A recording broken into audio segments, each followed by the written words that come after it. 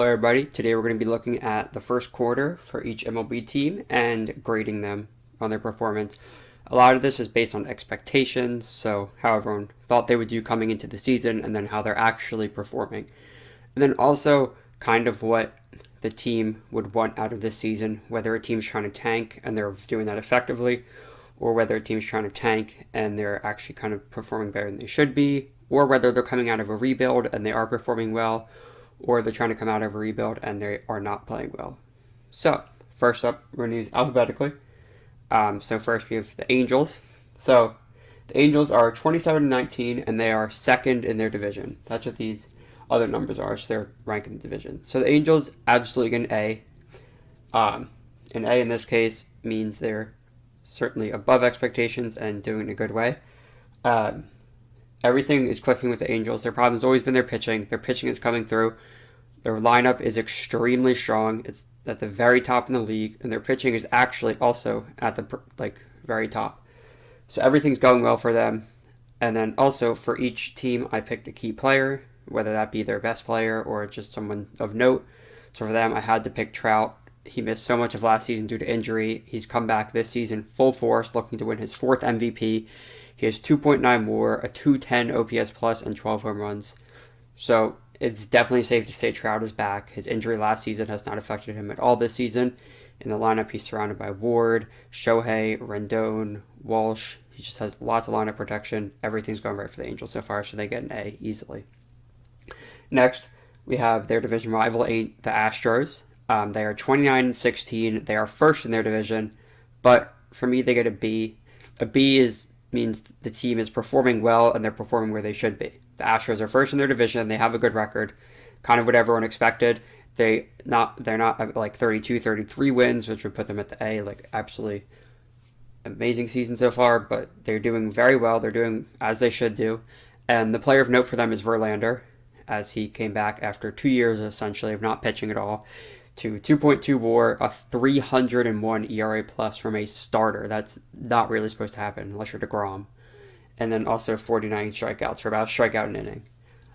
So Verlander is also back, just like Trout, even though Trout still put up fantastic numbers last season in the short time he was there. But Verlander's fully back. He's looking to win another Cy Young this season in his very late 30s, and he's still going strong. So next we have the Athletics. So they're 19-28. They're fourth in their division. I actually gave them a B because the team sold off. The owners are obviously looking to tank. It's horrible for the sport, but that's another argument. But they're doing the tank pretty effectively, which is why they get a B. They're in the bottom about 5 teams in the league, so this pace keeps up, they will get a very high draft pick. And they'll also have more of an excuse to leave Oakland, which is just a very interesting marketing tactic.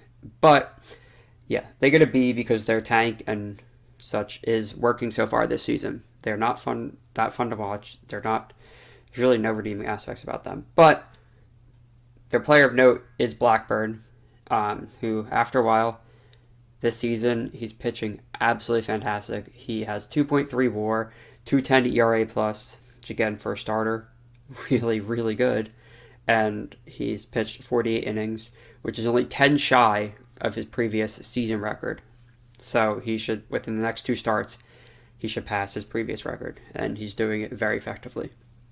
So next with Blue Jays.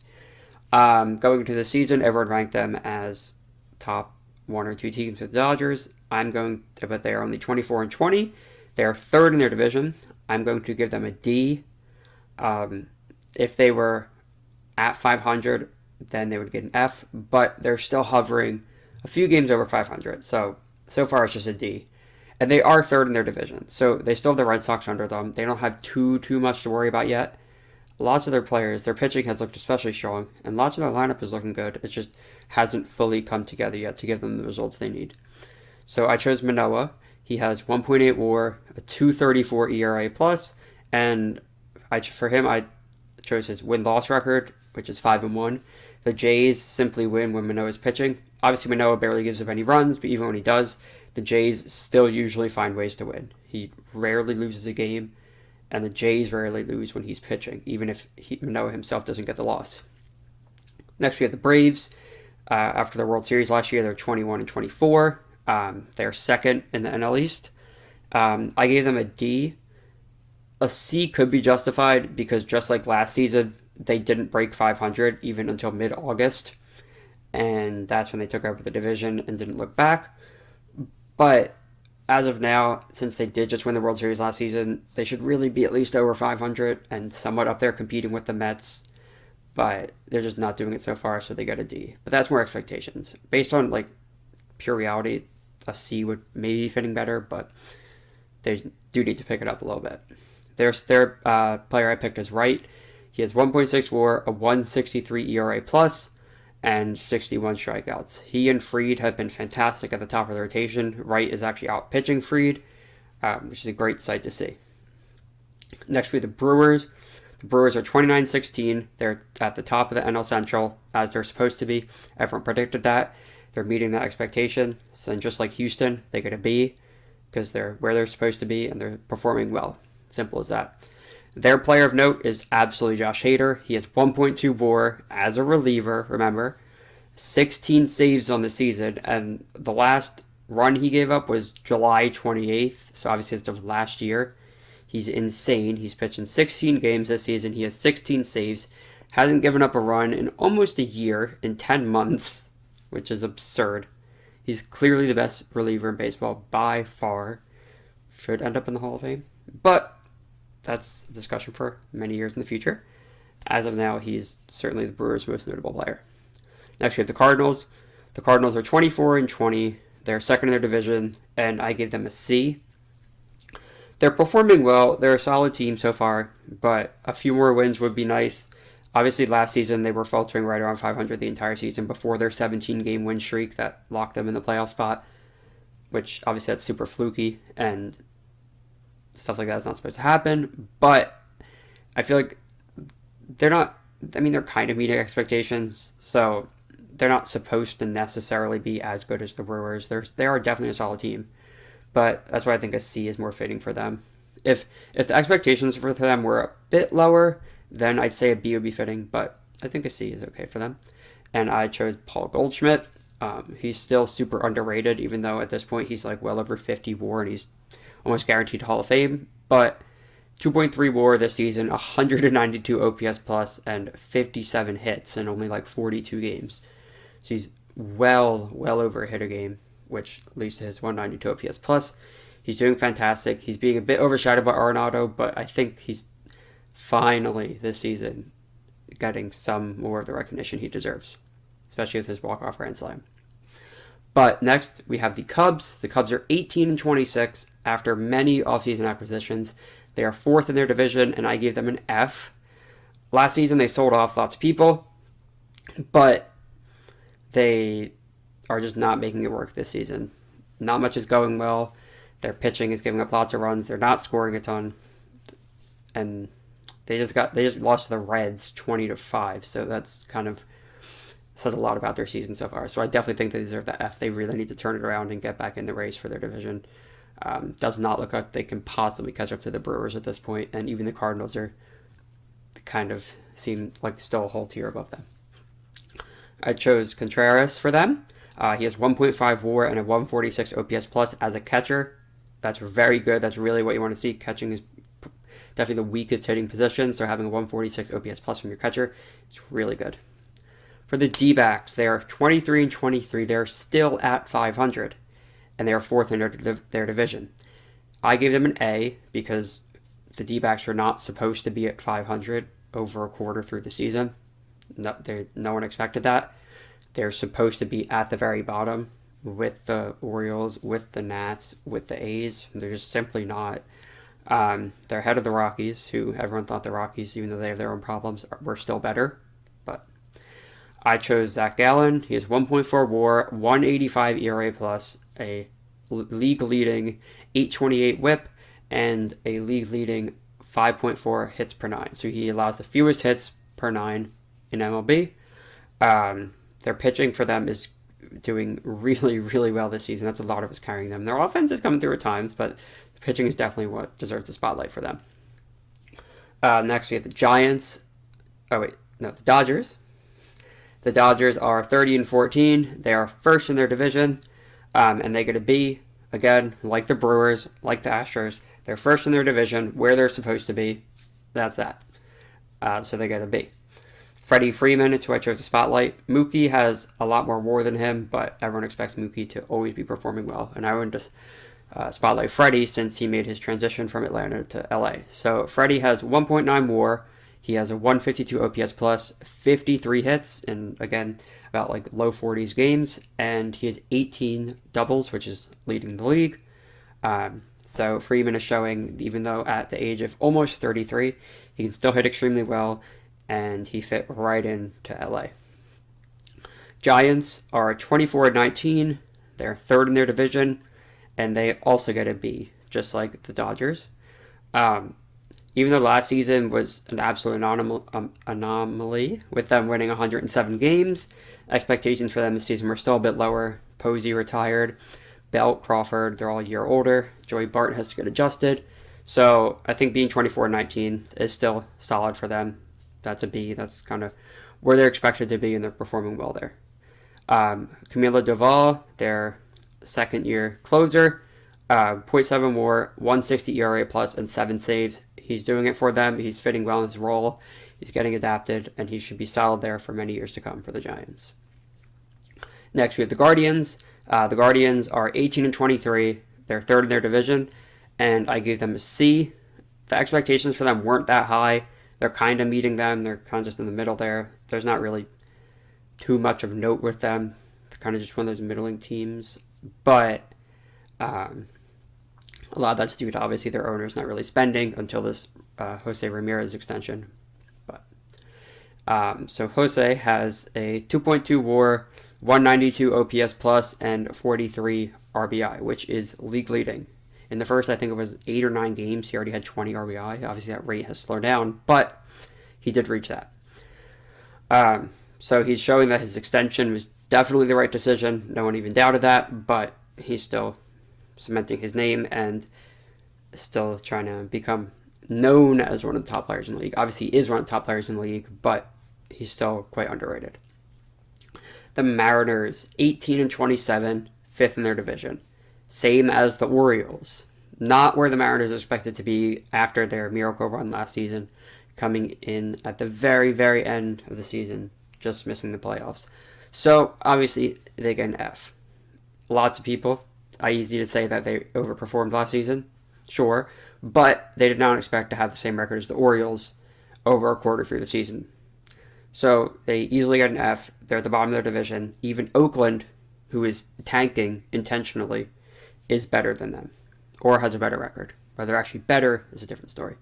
But I chose Logan Gilbert. He has 1.3 WAR, 141 ERA plus, and he has about 6 innings per start, which is really good.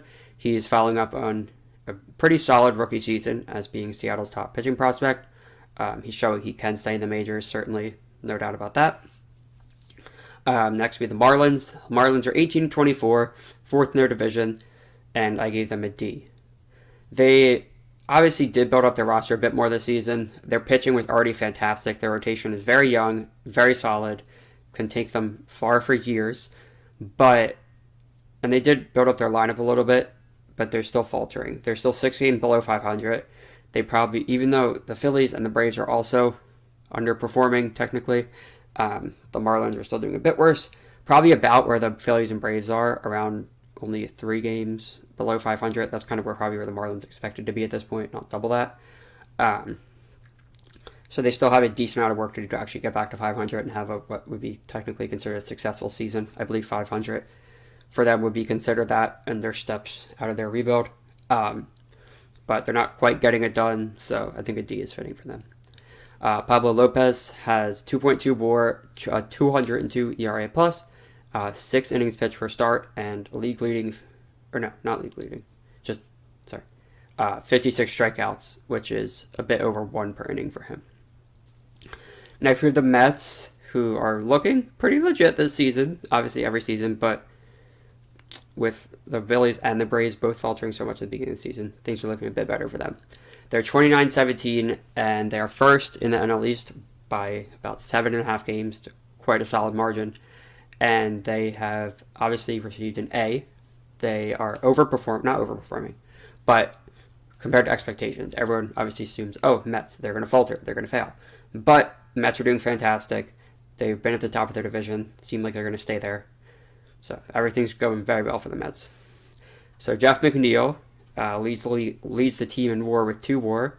He has a 141 OPS plus and 50 hits. He's just constantly producing. He only has 2 home runs, but he's constantly just getting on base and always being there to hit others in or be hit in. So he's just a very solid presence for the Mets. Now through the second half of the teams, we have the Nationals, who are 16-30. They are 5th in their division, exactly where they wanted to be. They wanted to tank. They sold off everyone, so they get an A. They're doing their tank well. They have the 2nd worst record in MLB, behind only the Reds. So everything about the Nats tank this season should be considered a success. Their best player, but also their most underperforming player, is Juan Soto. He has only 1.3 WAR, a 136 OPS plus, a 232 batting average, which for Juan Soto, well over 300, is always expected. Batting average is not usually a stat to look at, but for Soto, when it's 232, there's certainly something wrong there. And only 38 hits when he's played about 44 games. So he's well under a hit per game for someone who's constantly at the top of the league in that. Even though a lot of his hits that he would have don't have him because he walks a lot, he still isn't even just batting well in general. But technically the Nats are good with that, because that might mean they have to pay him a bit less in arbitration, and they're rebuilding anyway, so they're not trying to win. So could work out for their front office. Next we have the Orioles. The Orioles are 18-27, 5th in their division. Like I said, same as the Mariners. The Orioles, I gave a B. They're trying to at least start maybe coming out of their rebuild. Adley debuted. They have a lot of good prospects coming up. But they're still maybe a bit below where they would exactly like to be for starting to come out of their rebuild. Maybe like 2 or 3 more wins would be ideal for them. Put them at 20-25 maybe. So I definitely don't think an A fits them. But I think a B is solid. They're still performing poor enough to where they should get another decent draft pick, but still their team is still showing potential and showing that they're at least starting to develop more of a concrete future. So I chose Austin Hayes. He has 1.5 WAR and 129 OPS plus. There's really nothing else. There aren't any other really standout players on the team. Next we have the Padres, the team that, like the Mets, completely collapsed last season and ended up finishing under 500. They are 28-16. They're 2nd in their division, behind only the Dodgers, of course. So they get an A. They're performing super well. Everything's going well for them. Machado would win MVP, obviously, if the season ended now. He doesn't look to be stopping. He has 3.3 WAR, 201 OPS plus, and 60 hits. So he's about 1.33 hits per game, which on a lineup missing Tatis, a lineup where some of their guys further down are not really producing very well, Machado taking up a bulk of that is very solid. Next we have the Phillies. Phillies are 21-24. They're 3rd in their division, behind the Braves, who have the same record, but Braves are still ahead of them, I guess. I don't know if it's alphabetical or run differential or what, but Phillies get a D, just like the Braves. The expectations for the Phillies are never as high as the Mets or Braves, because they haven't made the playoffs in 10 years and they usually find a way to fail. But adding Castellanos, adding Schwarber, adding Knievel, somewhat solidifying the bullpen, adding those big bats, a bit more is expected. Being over 500 at the bare minimum is expected at this point, and they are 3 games under that. So there needs to be better performance there. Their bats, they are pretty high in the league in OPS, but a lot of their runs come in bunches. So they'll score a lot in one game and then get shut out. It's very, very frequent that they get shut out or only score 1 or 2 runs. They have to find that consistency. But Nola, after last season's really weird, not very good season, has 1.6 WAR, only a 1.12 ERA plus, but I'll get to that. 61 innings pitched, 10 starts, so he's a decent amount over 6 innings a start. MLB leading 74 strikeouts. MLB leading 238 batters faced, and then his amount of starts and innings is also MLB leading. So most of the stats that you want to see pitchers go deep, you want to see them pitch a lot, get strikeouts, those are all at the very top of the league. Those ERA is only 112. And yesterday was his first win since opening day. So that's a bit of a problem. He's not getting lineup support, but nothing you can do about that. His ERA needs to come down a bit, but all of his stats, he's going deep, he's getting strikeouts. So turn out to be a pretty good season for him, especially after last year. Next, we have the Pirates. The Pirates are 18-25, and they are third in their division. Not where anyone expected the Pirates to be. Maybe since the Reds were tanking, they could come in fourth, but the Cubs should still be above them. So the Pirates get a B. They're still in their rebuild, obviously, but the team's looking good to an extent. They're performing well, but they're still low enough to where they get a solid draft pick. So that's kind of what they want.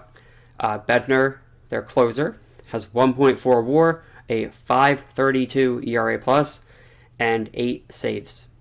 Really good for a closer, for really any pitcher, obviously, but it's good to know that you might have at least a closer that can stay with you for a bit, unless the Pirates decide to just trade him away like they do with most of their players. We'll see.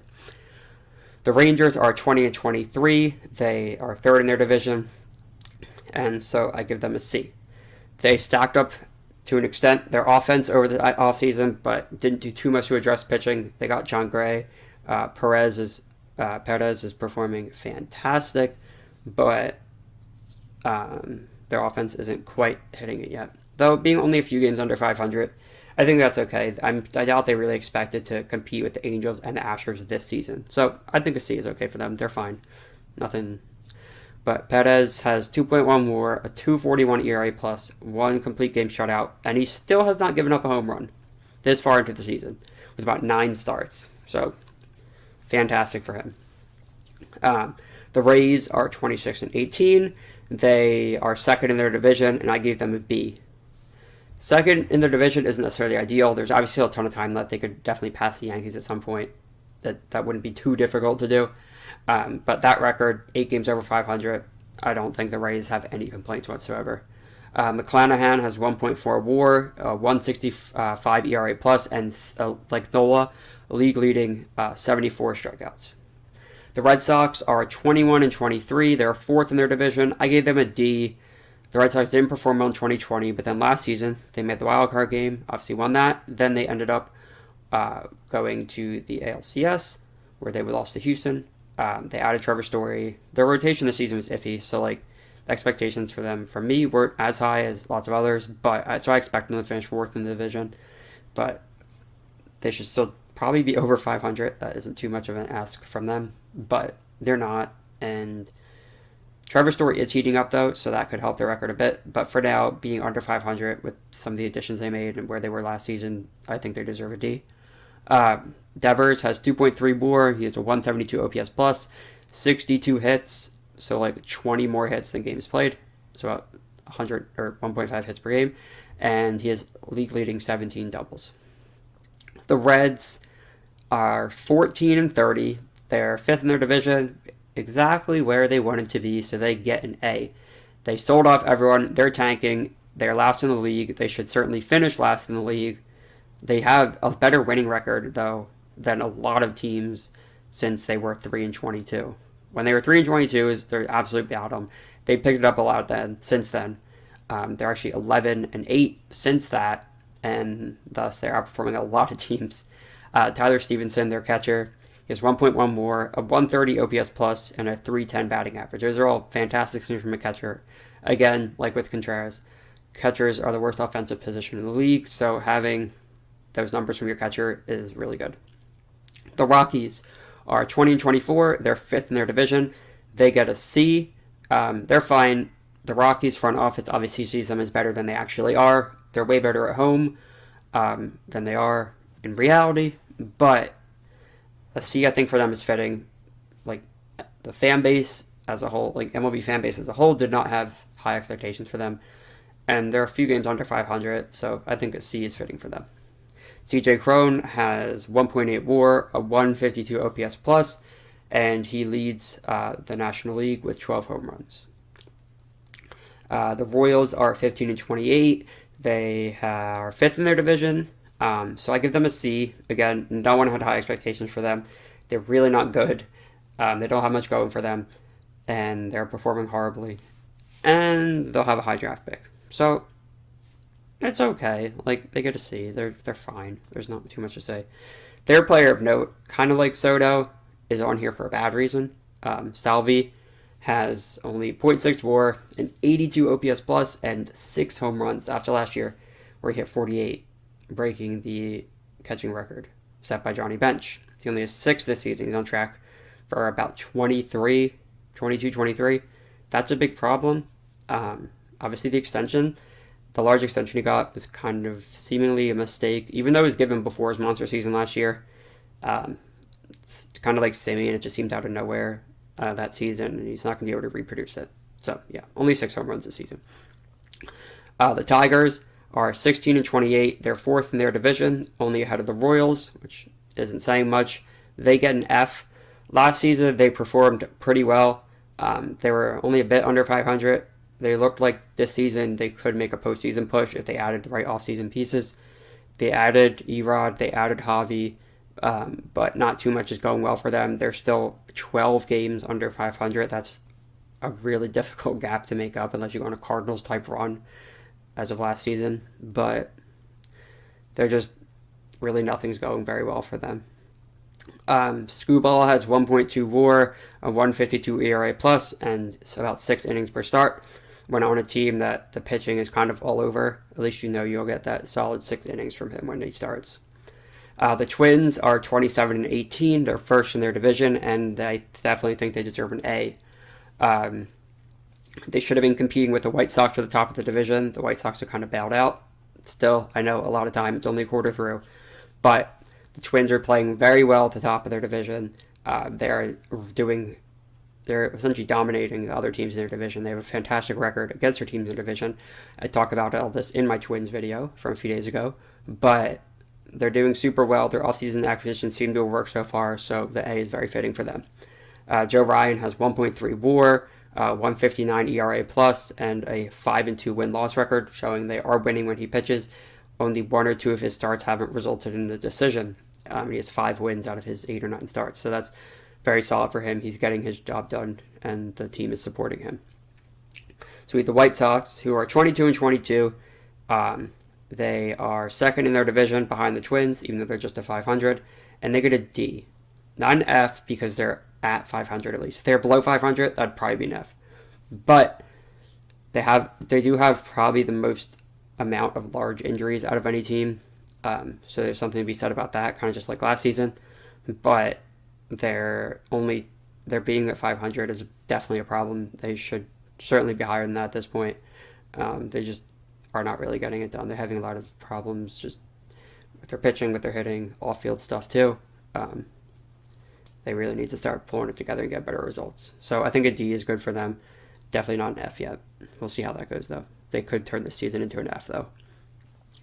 Michael Kopech has 2.3 WAR, a 298 ERA plus, and he just like Perez, has not given up a home run yet this season. So he has that going for him. He's pitching fantastic. Finally, we have the Yankees, who are 32 and 13, first in the AL East. They also get an A. Lots projected Yankees third in their division. Some put them fourth. I would never put them behind the Red Sox this year. But Jays and Rays are supposed to be solidly higher than the Yankees. But the Yankees are at the very top of the league. They have the best record in the league. Everything is working for them. Their lineup is super strong. Their starters, their bullpen, just everything is working. You really cannot have any complaints as a Yankees fan. Their notable players, Nestor, of course, with his 2.2 WAR, 218 ERA plus, and 61 strikeouts. Like I said in my Cy Young video, he's a lot like Ranger Suarez was last season. Goes from a reliever, who most people don't know about, to then becoming a fantastic starter. Ranger obviously isn't putting it up this season, but last season, Ranger went from reliever to starter and was fantastic. And then last season into this season, Nestor made the same transition, is getting similar results. So, yeah. So these are my rankings for all the teams, all the grades so far. Some of them could obviously be argued, but stuff will change throughout the season, and I'll probably do this again later in the season. Thank you.